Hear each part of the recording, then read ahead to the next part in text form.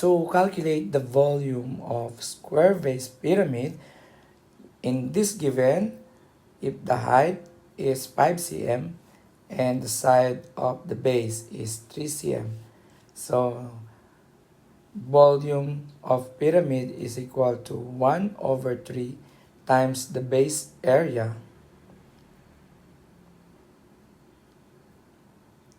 times the height.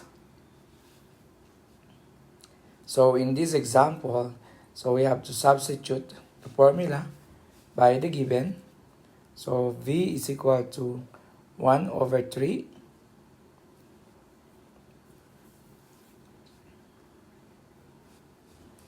So 1 over 3 times the base area is, since the base area has the side of 3 cm, so it's 3 times 3.